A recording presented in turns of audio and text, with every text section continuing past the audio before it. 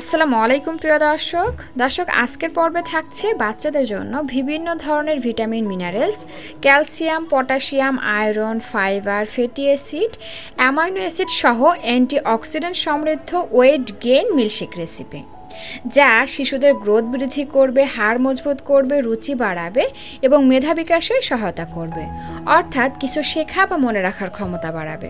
তো এজন্য দেখুন, আমি এখানে একটি আপেলের অর্ধেকটা নিয়েছি আর আপেলের খোসাটা ফেলে দিয়ে এরকম টুকরা টুকরা করে কেটে নিয়েছি। আরও নিয়ে নিচ্ছি একটি কলার অর্ধেকটা। দর্শক, খাবারটি যেহেতু শুধু আমার মেয়ে একা খাবে আর ও ছোটো, ওর পাকস্থলীটাও অনেক ছোট, তাই আমি সব কিছুর পরিমাণটা কমিয়ে নিচ্ছি। আপনারা যদি একবার তৈরি করে 2টা বাচ্চাকে খাওয়াতে চান বা 3টা বাচ্চাকে খাওয়াতে চান, তাহলে কিন্তু পরিমাণটা একটু বেশি করে নেবেন। অর্থাৎ আমি এখানে অর্ধেকটা নিয়েছি, আপনারা কিন্তু একটাও নিতে পারেন। আর অবশ্যই চেষ্টা করবেন কলাটা খুব ভালো পাকা দেখে নির্বাচন করতে, এতে করে মিল্কশেকটাও খেতে টেস্টি হবে।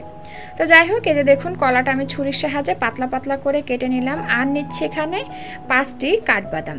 কাঠবাদামগুলোকে আমি নর্মাল পানি দিয়ে প্রায় আধা ঘন্টার জন্য ভিজিয়ে রেখে দিয়েছিলাম, এতে করে খোসাটা নরম হয়ে আসছে। তারপরে হাত দিয়ে খোসাগুলো খুঁটে ফেলে দিয়েছি, এই আর কি।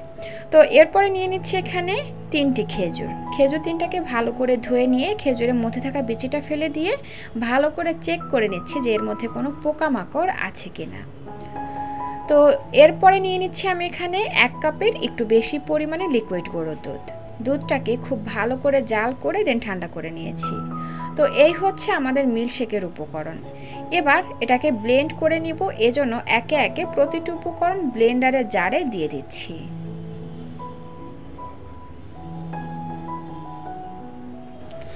এরপরে ব্লেন্ডারে ঢাকনাটি লাগিয়ে 1 থেকে 1.5 মিনিটের মতন ব্লেন্ড করে নিলেই কিন্তু মিল্কশেক রেডি।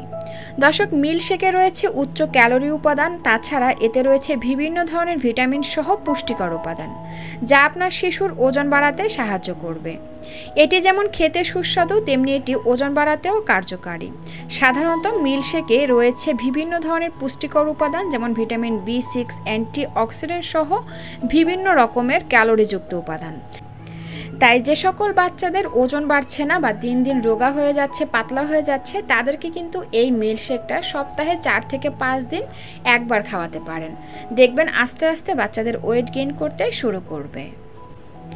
এই ওয়েট গেইন মিল্কশেকটি তৈরি করে আপনারা 1 বছর থেকে যে কোনো বয়সী বাচ্চাদেরকে মধ্য সকালে কিংবা মধ্য বিকালের হালকা নাস্তা দিতে পারেন, অথবা ব্রেকফাস্টেও দিতে পারেন।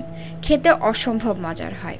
তো দর্শক, এই ছিল আমার আজকের আয়োজন। ভিডিওটি ভালো লাগলে প্লিজ একটি লাইক দিবেন এবং বাচ্চাদের সহজ রান্নার পুষ্টিকর খাবারের রেসিপি পেতে আমার চ্যানেলটি সাবস্ক্রাইব করে বন্ধু হয়ে পাশে থাকবেন।